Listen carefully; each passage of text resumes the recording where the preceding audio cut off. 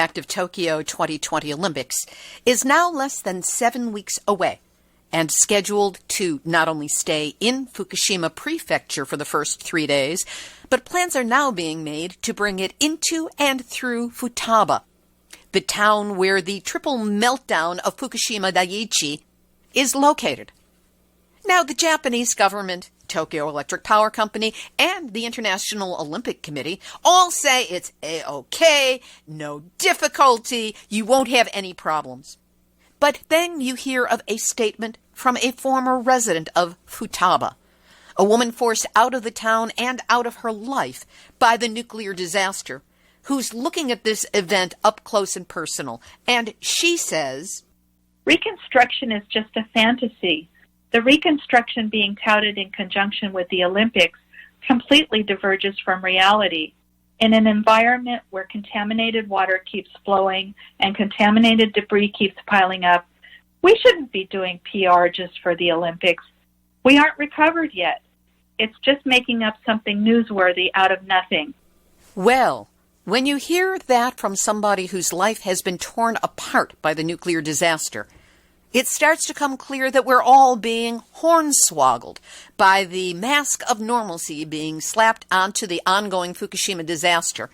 And that means that not only the Olympic torch runners and tourists and the media covering it are at risk, but the rest of us, all of us, are in that deadly seat that we all share. Nuclear hot seat. What are those people thinking?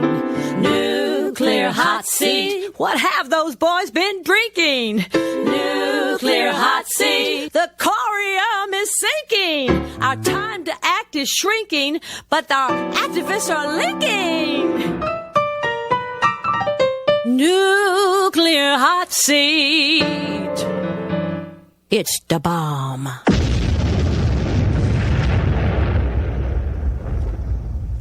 Welcome to Nuclear Hotseat, the weekly international news magazine keeping you up to date on all things nuclear from a different perspective. My name is Libby Halevi. I'm the producer and host, as well as a survivor of the nuclear accident at 3 Mile Island from just 1 mile away.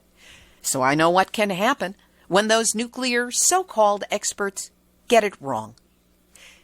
This week, an update on the Radioactive Tokyo 2020 Olympics torch relay, now aimed to go through the highly radioactive, still difficult to return zone of Fukushima Daiichi's host town, Futaba. Beverly Findlay-Kaneko provides the details, along with voices from Japan, the direct statements of former residents of Futaba on what is happening there now, translated from Japanese blog posts exclusively for Nuclear Hotseat. We will also have nuclear news from around the world, numbnuts of the week for outstanding nuclear boneheadedness, and more honest nuclear information than was heard in Washington, D.C. this week. All of it coming up in just a few moments. Today is Tuesday, February 4th, 2020, and here is this week's nuclear news from a different perspective. Starting out with a big win in the Ontario province of Canada, where an Indigenous community has rejected a nuclear waste bunker near Lake Huron. This is after years of consultation and days of voting. The 4,500-member Saugeen Ojibwe Nation, or San, announced last Friday that 85% of those casting ballots had said no to accepting a deep geologic repository at the Bruce Nuclear Power Plant near Kincardine in Ontario. The proposal was to place a nuclear waste dump 1 mile from the shores of Lake Huron. And Ontario Power Generation was offering the tribal nation $150 million to approve it. They didn't. And now that long and hard-fought battle is over, and there will be no repository there. There has to be one somewhere, but it is not going to be on the shores of Lake Huron and the basin of the Great Lakes, for which we, the people of Earth, owe the Saugeen Ojibwe Nation our deepest gratitude. And I love how the headline in the Detroit News, Ontario Energy Company ends plans to store nuclear waste near Lake Huron, made it sound like OPG was behind that decision, as opposed to First Nations people. Here in the U.S., this country has now deployed the W-76-2 low-yield Trident nuclear submarine warhead from Kings Bay Submarine Base in Georgia. This cute little nuclear warhead only, put that in quotes, 5 kilotons, one-third the size of the Hiroshima bomb, was brainstormed by the Trump administration and unveiled in February of 2018. The justification? The United States did not have a prompt or usable nuclear capacity, and this cute little bugger is going to, quote, help counter any mistaken perception of an exploitable gap in U.S. regional deterrence capabilities. Look, it doesn't matter the size of a nuke. Any country that sees incoming on their radar is not going to stop and evaluate the relative danger. They're going to push the button on their own nukes, and hello, Armageddon. Several former high-ranking administration officials have said the weapons increase the potential for nuclear conflict. In Washington state, Energy Northwest is considering whether there is a need and regional interest for adding a cute, small nuclear reactor system near the Tri-Cities. That's the area of Hanford, a super fun site and the most contaminated place in the Western Hemisphere. Small modular reactors exist only in theory at this point, but that will not stop Energy Northwest's plan to spend up to $2 million to look at the feasibility of adding one near its existing reactor, which is the Columbia Generating Station near Richland. In Navajo Nation, near Shiprock, New Mexico, the Navajo birth cohort study is showing promise that zinc, the supplement zinc, may be useful in eliminating uranium contamination from the body. According to Dr. Johnny Lewis, the birth cohort study's principal investigator and a former interviewee on Nuclear Hotseat, early reports show zinc repairing strands of DNA that were broken by exposure to arsenic and uranium, the two elements that have been found in high concentration in the blood and urine of some study participants. Results of the study are expected within a year. Until then, Dr. Lewis warns that folks not go home and start taking a bunch of supplements because too much zinc is bad too.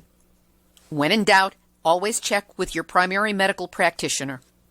There's a new study by Bob Alvarez and others recently published in the Journal of Energy Policy about sea level impacts on U.S. spent nuclear power fuel due to climate change.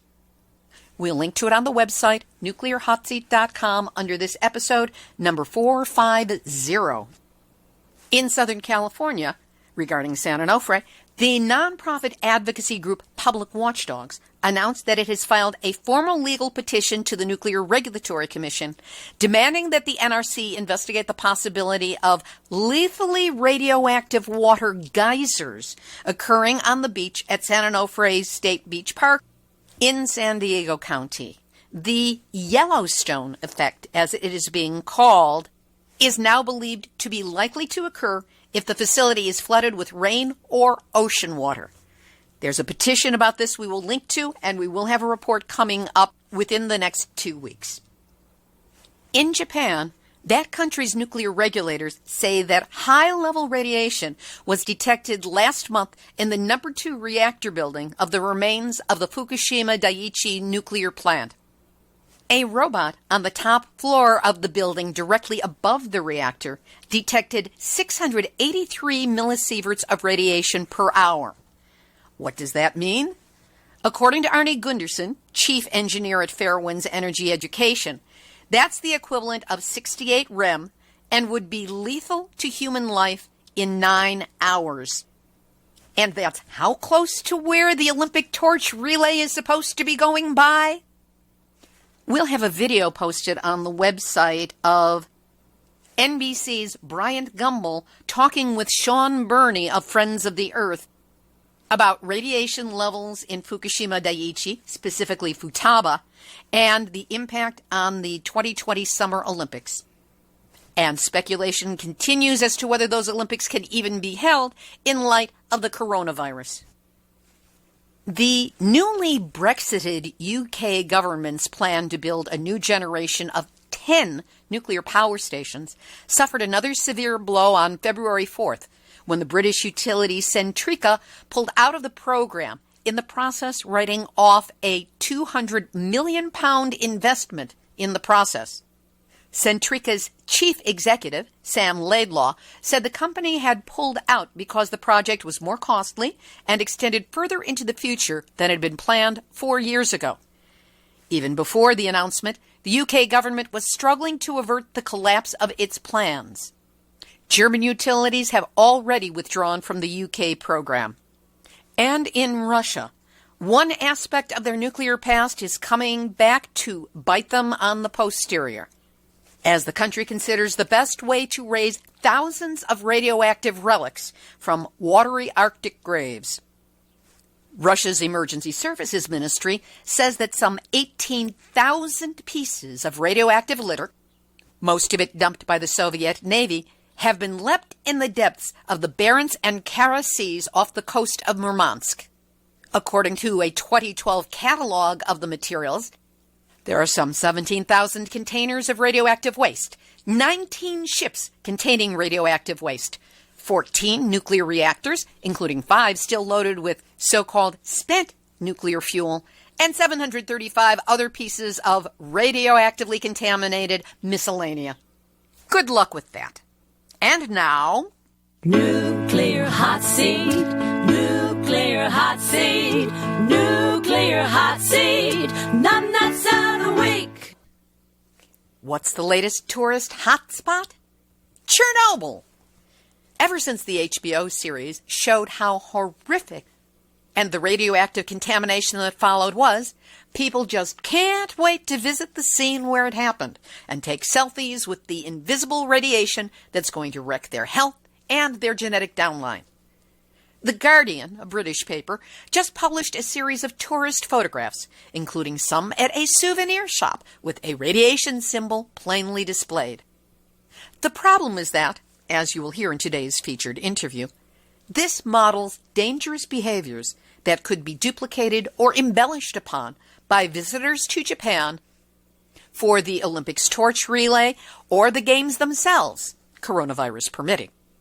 The boundaries around the radioactive zones are not secure.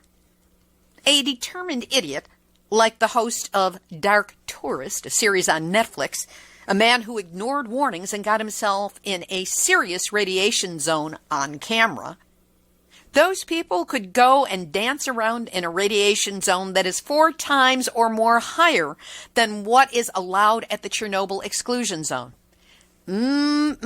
Can't wait to see their babies, presuming they can even have any. Thrill seekers, serious thrill seekers, can just as well get their adrenaline fix by bungee jumping, running with the bulls at Pamplona, or going unarmed into Walmart in an open carry state. But hey, what you can't see can't hurt you, unless it's radiation, and then, oh brother. And that's why any tourist dumb enough to go into Chernobyl or any other radiation zone like Fukushima in order to get their jollies, you are this week's Nuclear Hot Seat, nuts out a week. We'll have this week's featured interview in just a moment, but first, does it strike you that the whole world is heating up? Not just from climate change issues, but because it's starting to wake up to the fact that nuclear issues and problems are real and growing?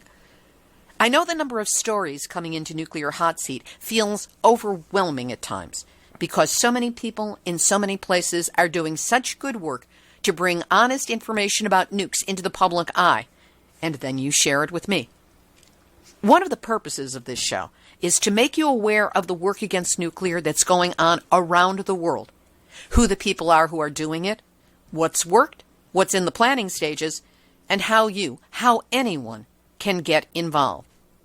Another purpose is to acknowledge activists who have been doing this work, to give them an atta-girl or atta-boy or atta-whatever to help keep them in good heart as they tackle what they see as their part of stopping the nuclear menace.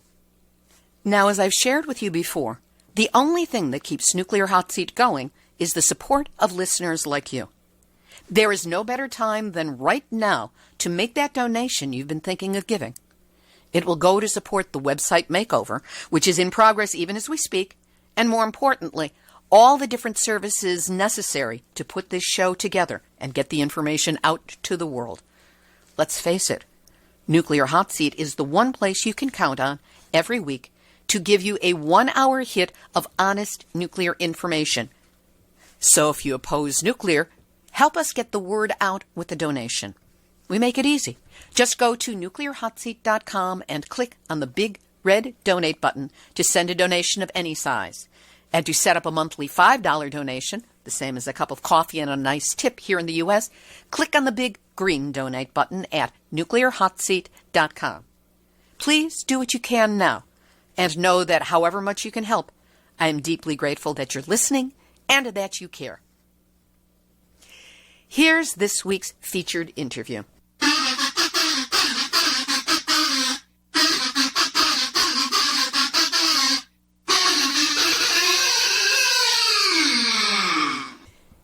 Yep, this week's interview is part of our ongoing coverage of the upcoming Radioactive Tokyo 2020 Olympics, this time the torch relay. This week, we again speak with Beverly Findlay-Kaneko about the latest developments in that torch relay and plans to take it through the radioactive zones of Fukushima Prefecture. For some background, Beverly lived in Yokohama, Japan for 20 years, until March 11 of 2011, after the Great East Japan earthquake. She worked at Yokohama National University and the Japan Times, holds a master's degree in East Asian Studies from Stanford University, and speaks Japanese fluently. Beverly and her husband, Yuji Kaneko, have been active in raising awareness about nuclear issues, including the nuclear accident at Fukushima. Their main activities have included organizing speaking tours, giving presentations, networking in activist and nuclear-impacted communities in the U.S. and Japan, and co-producing the annual Nuclear Hotseat Voices from Japan special on Fukushima. They also provide updates on important issues throughout the year. Here, Beverly adds to our knowledge of what's wrong with having the Olympic torch relay going through the town that grew up around the Fukushima Daiichi nuclear power station. The triple meltdown wreckage site is right there. What she has to share includes material translated from the Japanese exclusively for Nuclear Hotseat. We spoke on January 26, 2020. Beverly Findlay-Kaneko, it's always a pleasure to have you on the show and get your direct reports about what's happening on the ground in Japan and especially in Fukushima. Thank you, Libby. It's always great to be on Nuclear Hotseat and be able to share this information with your listeners. Let's go to the basics. It's the Tokyo Olympics. Why is the Olympic torch relay even taking a detour to Fukushima? Actually, the Olympic torch will travel to all 47 prefectures in Japan over the next few months, and there are going to be PR events all along the course to whip up excitement for the Olympics. It's starting in Fukushima because the government has decided to coin these Olympics the Fukugorin, or the official English translation is Reconstruction Olympics, to signal to the world that Japan has recovered from the triple disaster of March 11th, 2011. Which, of course, is not the truth. Well, of course not, but the main driver behind this is that Prime Minister Abe wants to be the Prime Minister when the Olympics happen, and he has been quoted as saying that he wants to be able to say that Japan has recovered. Unfortunately, he just can't just wish upon a star and make it better. So he's doing his best con job that he can to make it seem that way. Where is the torch relay going in Fukushima? It's going to be in the prefecture for 3 days. It's first traveling to the still contaminated and struggling coastal towns of Hamadori, March 26th through the 28th. And then it'll visit towns in the middle and western parts of the prefecture after that. And in each area, it's going to visit various towns, and each day of the time they're in Fukushima and throughout the rest of Japan, it's going to end up in a town that'll have a special event going on. Recently, it was announced that Futaba, the town where Fukushima Daiichi is located, has been added to and is going to be part of this torch relay. But isn't that area still too contaminated for runners to be passing through? First of all, I want to make it clear that Futaba hasn't been officially approved to be on the torch relay. The news was that Fukushima Governor Uchibori announced that the prefecture would like to include Futaba.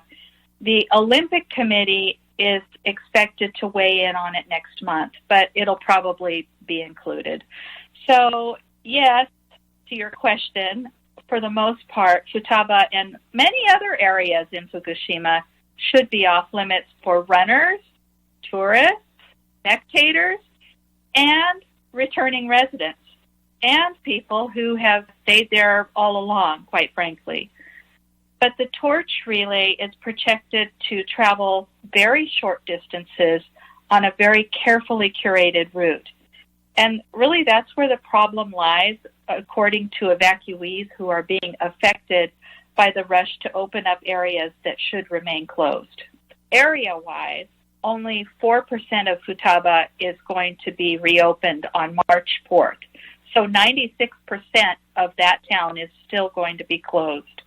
There's a 1 square mile corner just north of Fukushima Daiichi that's right next to an interim contaminated waste site that's going to have evacuation orders lifted. And then there's a 2 square mile area around Futaba Station that will have limits on entry relaxed. Not really lifted, but they're going to be relaxed. Those areas won't be ready for people to move back in for a whole nother 2 years. But all the barricades are coming down anyway. People are not going to be allowed to stay the night in that area, but anyone, including children, will be allowed to visit. Children, pregnant women, anyone who might be more susceptible to the radiation. Yes, and just people who are really ignorant about what's going on. And I think specifically, the people who've watched dark tourism, those kinds of people that are going for an adventure. I have a feeling there's going to be some trouble with that kind of thing. What is the requirement for an area to have evacuation orders lifted? There are several requirements, and Mainichi Shimbun reporter Kosuke Hino, who's been covering the unfair treatment of evacuees really since the accident happened, he described a public meeting about reopening these areas in Futaba. At the meeting, former mayor of Futaba, who was the mayor at the time of the accident, Mayor Idogawa, pointed out several requirements that were supposed to be followed that are being glossed over. The number one requirement is that the radiation dose has to be less than 20 millisieverts per year.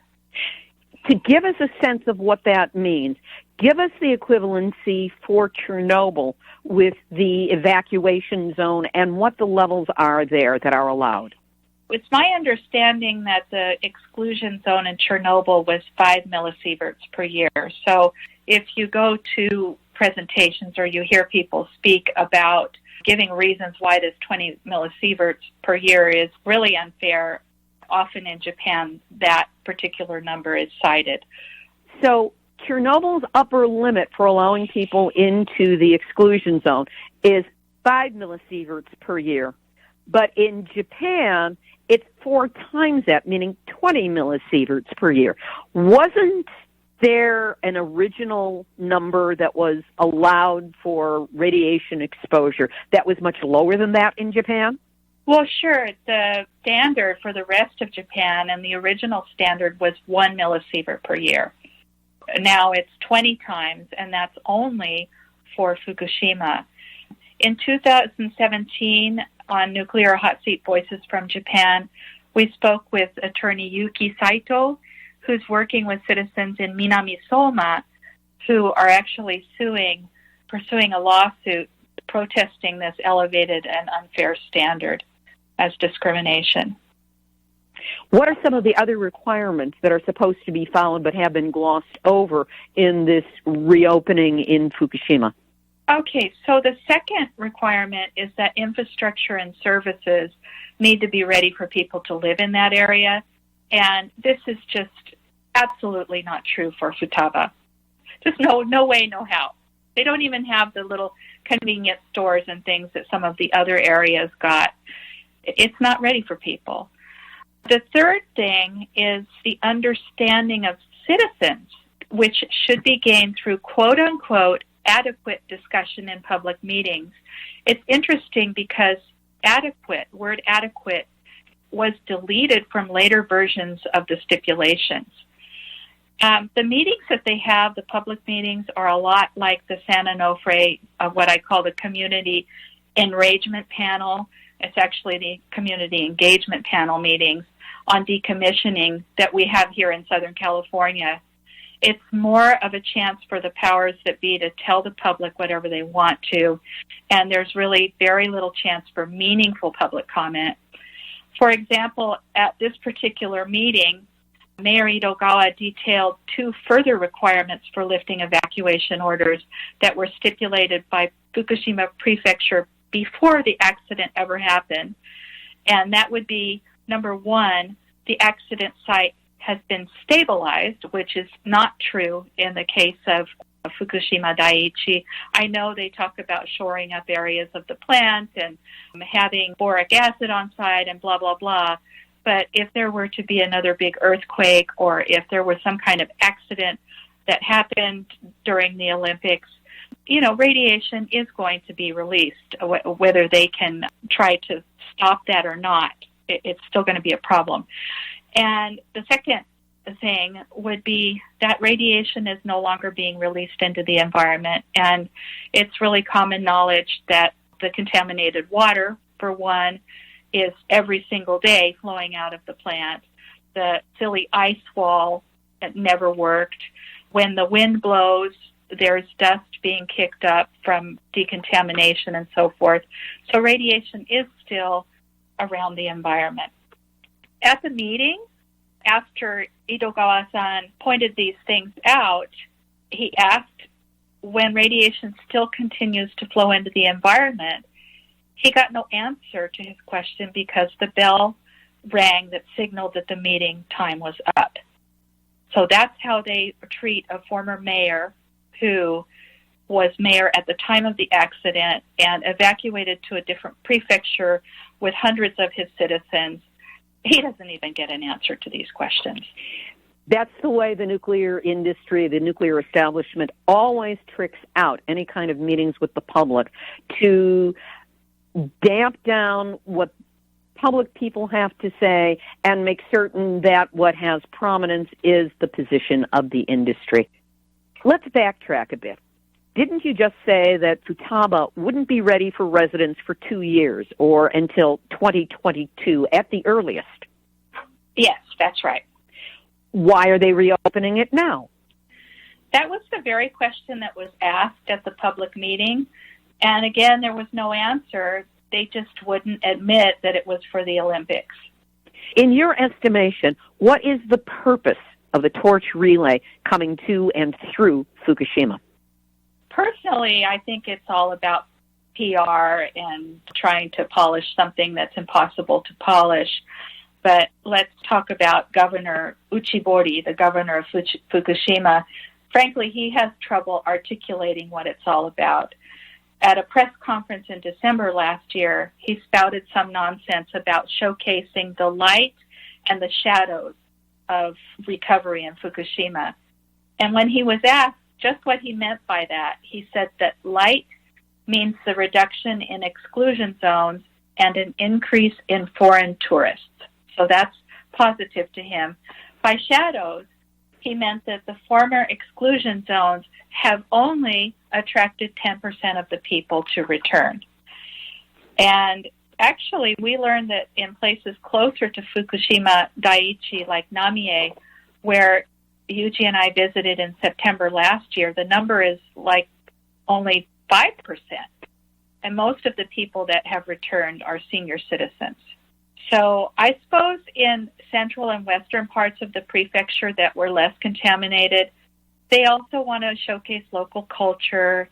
They want to foster tourism. They want to polish the Fukushima brand, which really has been damaged by the whole accident, even areas where it's pretty safe to travel, I think. I don't really have a problem with that, just so that they're honest about the really serious problems faced by the hardest hit areas along the coast. In Nuclear Hotseat episodes 438 and 439 last November, you described some of the towns that you visited in the former exclusion zone, such as Tomioka, Namie. You painted a pretty bleak picture of them. Yes. My overall impression was that reconstruction wasn't focused on restoring lives of former residents as much as it was about building big new projects and fostering new industrial growth.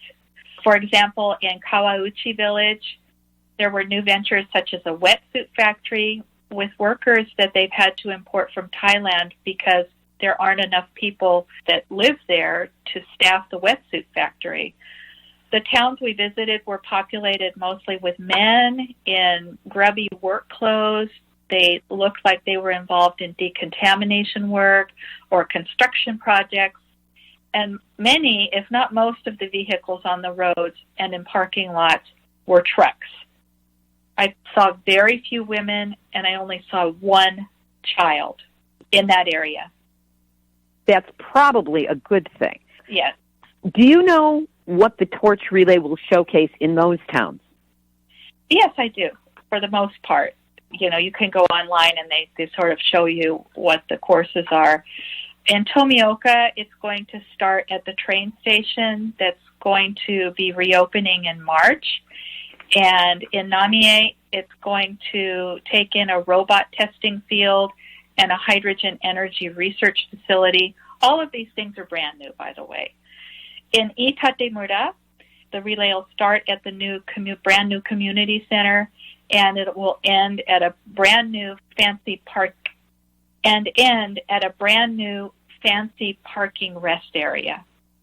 To be sure, the black bags full of decontamination debris that we see all the time in pictures online and protest signs that we saw on our trip will not be along the carefully scoured route.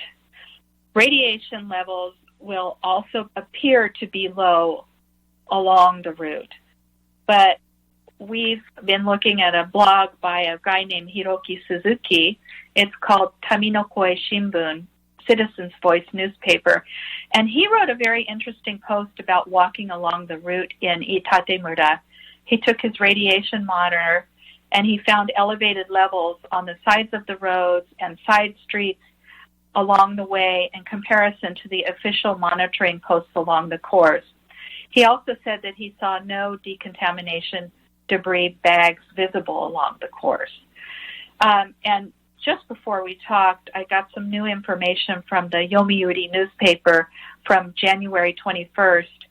And Fukushima Prefecture's very own measurements along that route found a 0.25 microsieverts per hour and 0.77 microsieverts per hour at 1 meter along the side of the road.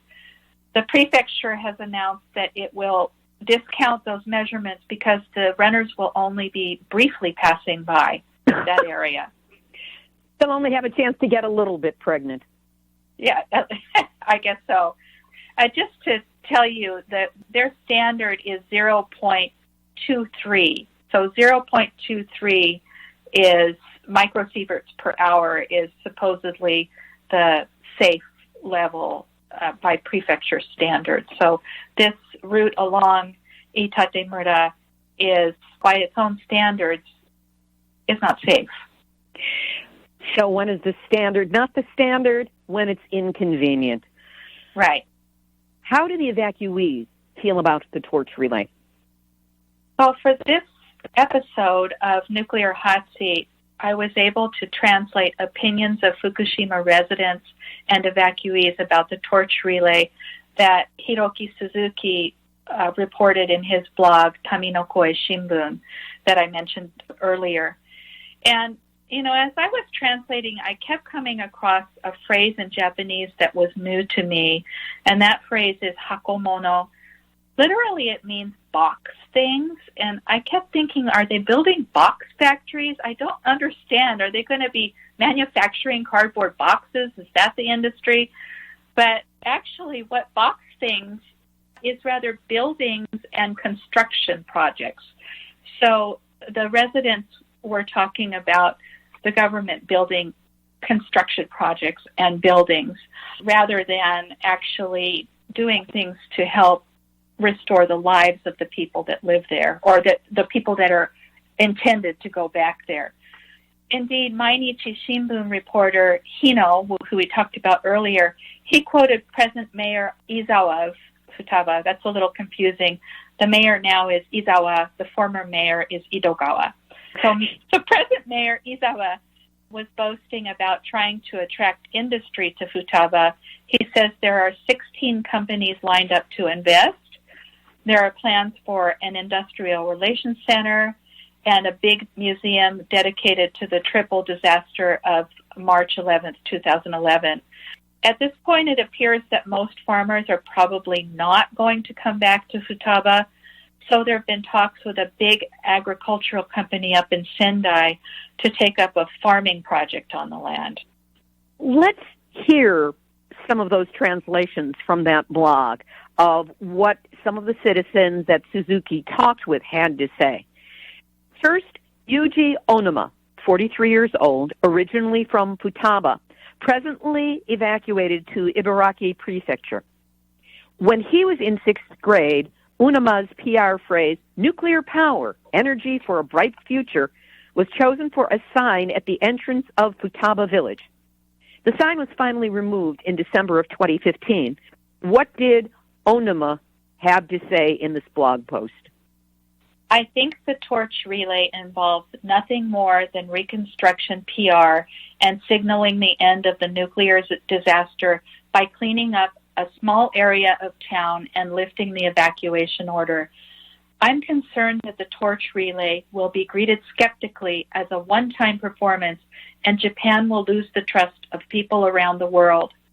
Once the evacuation order is lifted, I myself am going to be considered a quote-unquote voluntary evacuee.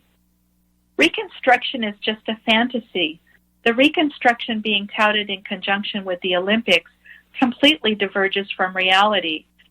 In a town with no residents, the train station has been impressively restored, and soon the whole Joban train line will be reopened.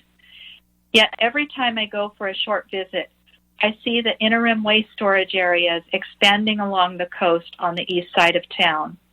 Even if the torch relay passes through town, people in Futaba won't feel in their hearts that this means actual recovery.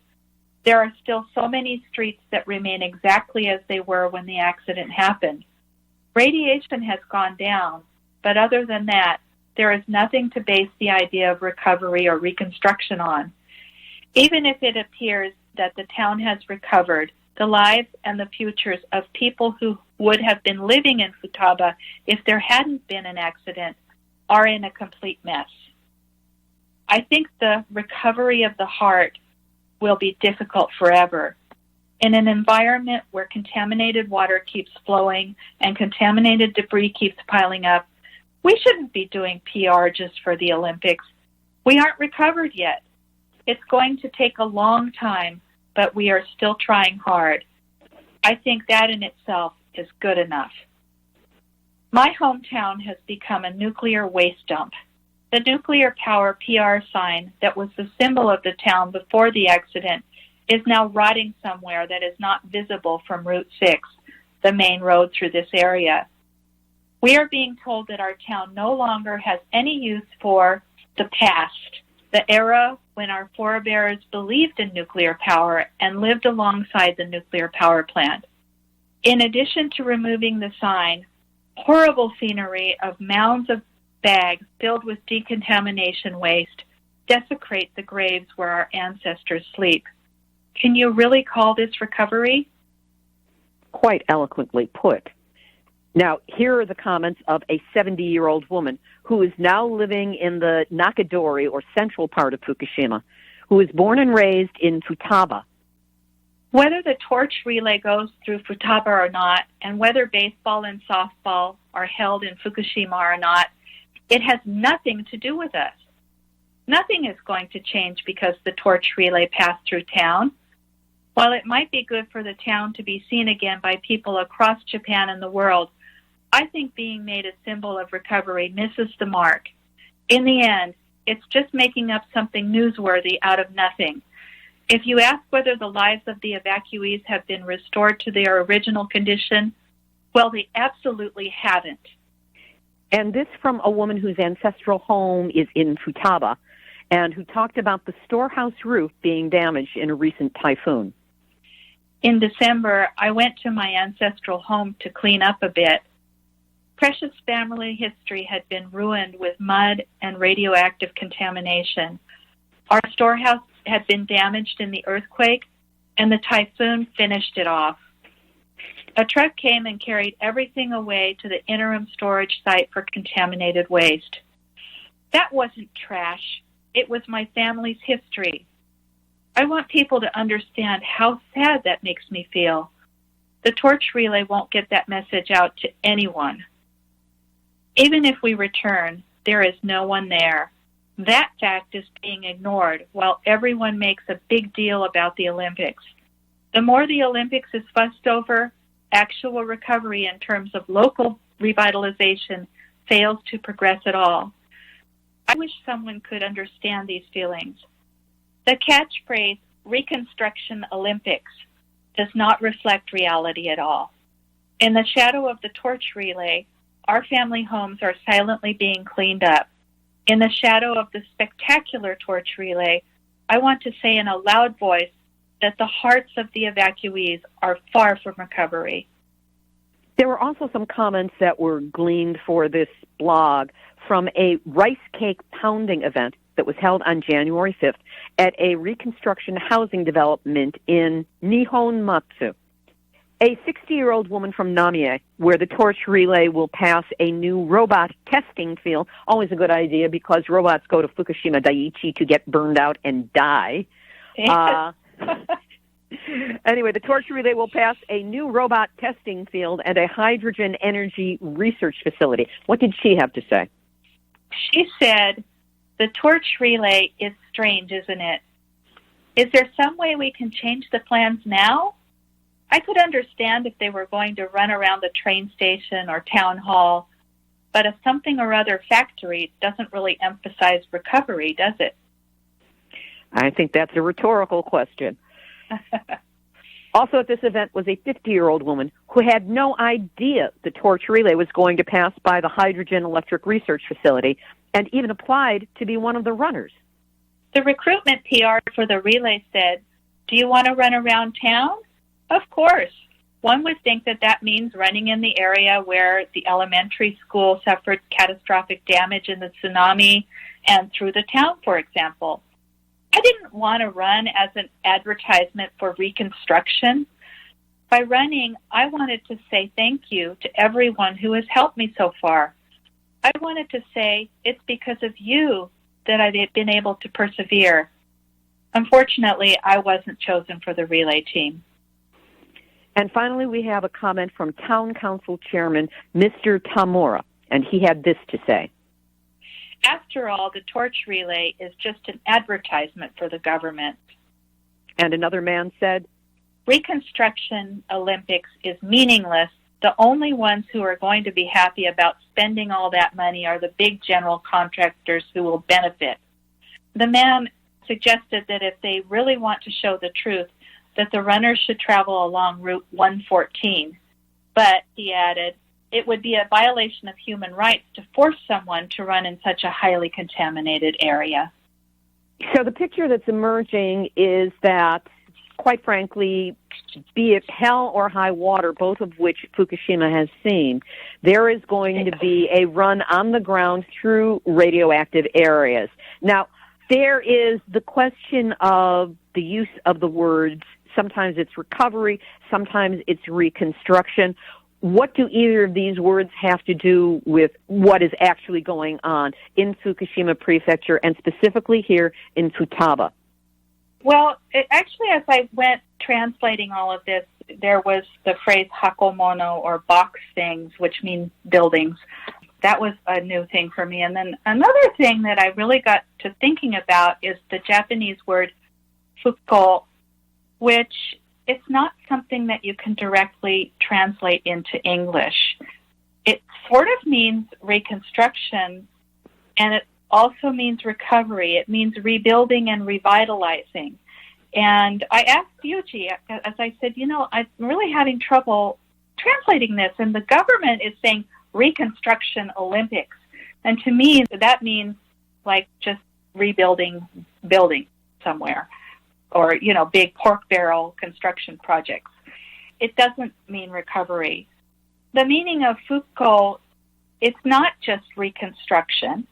It also incorporates the idea of revitalizing or recovery. And I just think it's really strange that the government chose reconstruction for the English translation, because translating what all of these people who live in Futaba, or who used to live in Futaba and Namie, it seems to me that the towns along Hamadori, the towns that we visited, Tomioka and Namie, and then also ones we didn't visit, like Futaba, all they're really covering in those areas is the reconstruction part of the equation. They're not covering that revitalizing the community or recovery of the evacuees' emotional lives. And that seems to be really the missing element here overall. So it seems that the focus remains on the buildings and the physical evidence that something is happening and the image of the area, but not the truth of what happened to the human beings and continues to happen as they are unable to truly recover from anything that devastating as they keep trying to put their lives together. Exactly. Beverly, it is always instructive when you and Yuji start translating from the Japanese to let us know what's actually happening there and what people are actually saying. And we will be getting back in touch with you for Voices from Japan this year, and also for anything that comes up between now and then. And thank you for being my guest and my co-producer for Voices from Japan. Always great to have you on Nuclear Hotseat. Thank you very much, Libby. This is really always a learning experience for me, too, and I really appreciate it. And we appreciate the chance to try and spread some of these actual voices from Japan and let people here know what the evacuees are thinking in their hearts. Anytime you've got anything more, we're here for you. Thank you. That was Beverly Findlay-Kaneko, the co-producer of Nuclear Hotseat's Voices from Japan series. Activist, shout out, shout out, shout out, shout out. We received a request from Marianne Birkby. She is a wildlife artist who founded Radiation Free Lakeland in 2008 to oppose geological dumping of nuclear waste and new nuclear developments in West Cumbria in England. The ongoing petition can be found at Stop Moorside, the biggest new nuclear development in Europe, and we will give you a link to that petition.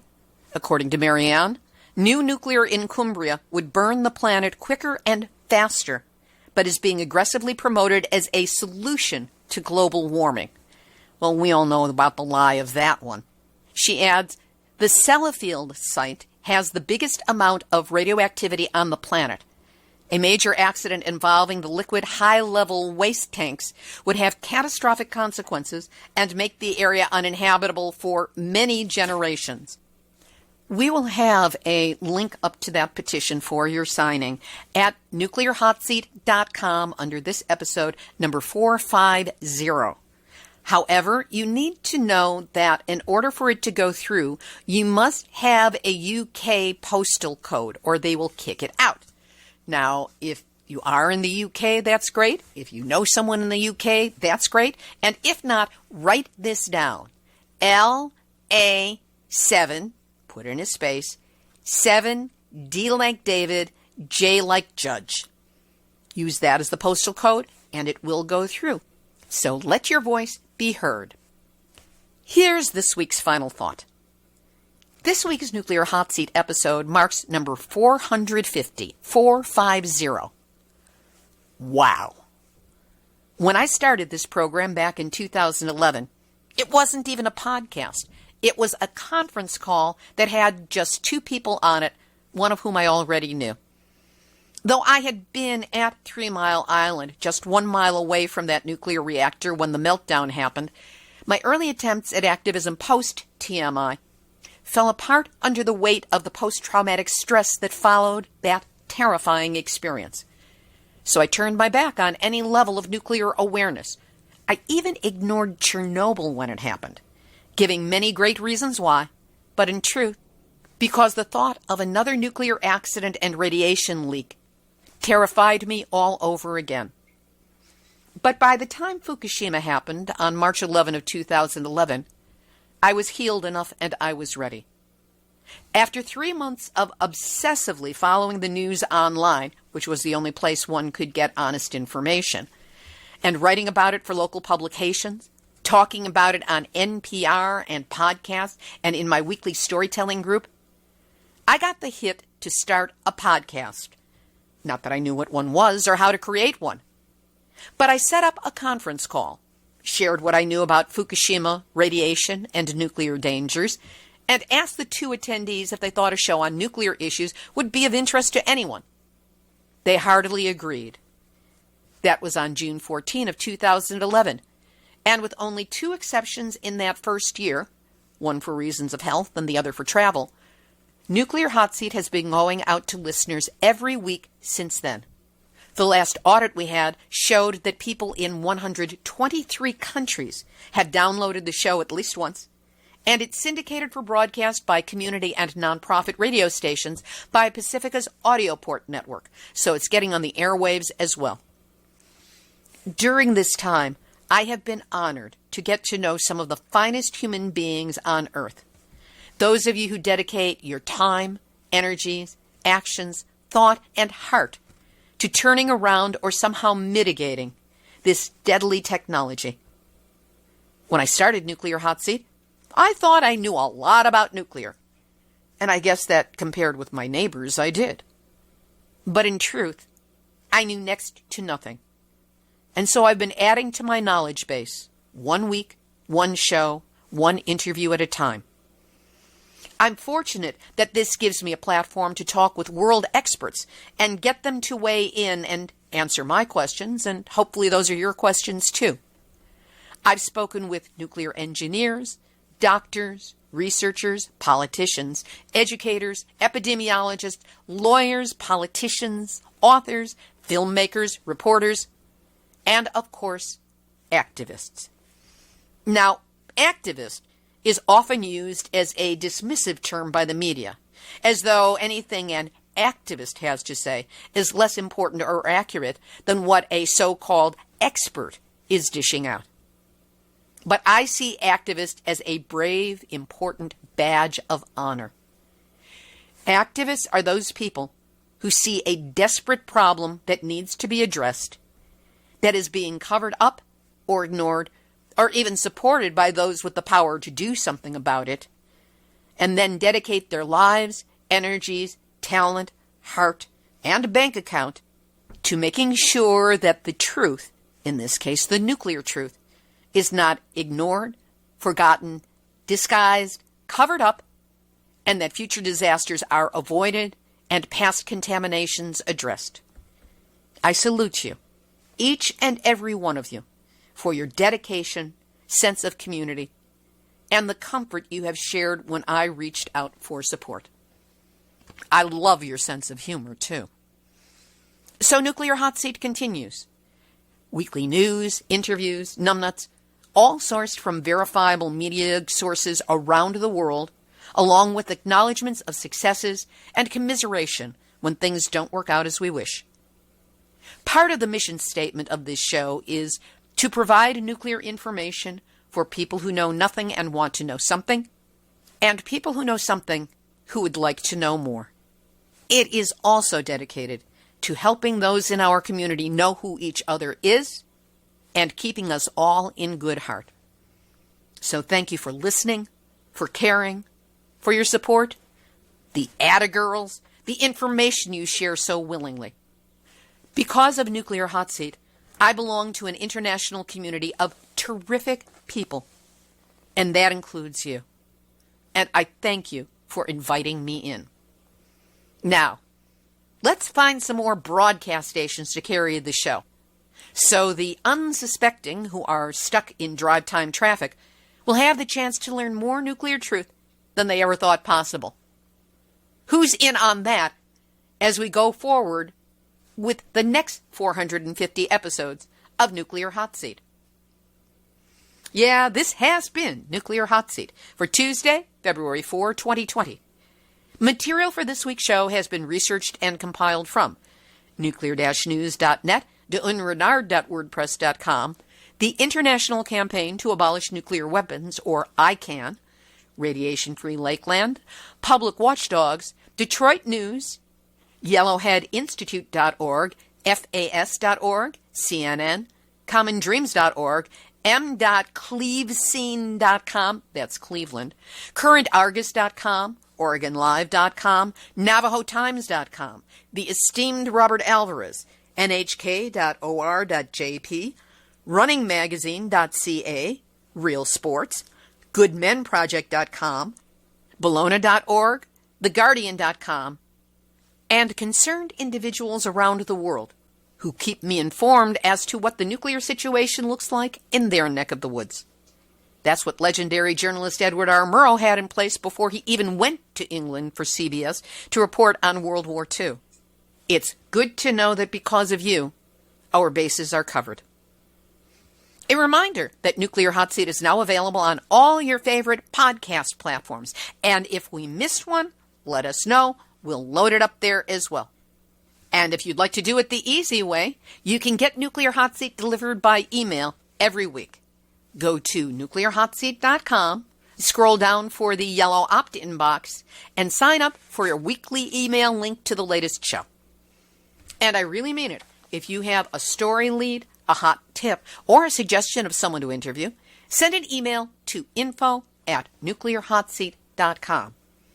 And if you appreciate weekly verifiable news updates about nuclear issues around the world, take a moment to go to our website, nuclearhotseat.com, and look for that big red button. We will be really grateful for your support. Nuclear Hot Seat is copyright 2020. Libby, Halevi, and Hardestry Communications. All rights reserved, but fair use allowed as long as proper attribution is provided. This is Libby Halevi of Hardestry Communications, the heart of the art of communicating, reminding you that once you know the truth about nuclear, how can you not be against it? There it is. You have just had your nuclear wake-up call. So please, whatever you do, do not go back to sleep, because we are all in the Nuclear Hot Seat. Nuclear Hot Seat. What are those people thinking? Nuclear Hot Seat. What have those boys been drinking? Nuclear Hot Seat. The corium is sinking. Our time to act is shrinking, but our activists are linking. Nuclear Hot Seat. It's the bomb.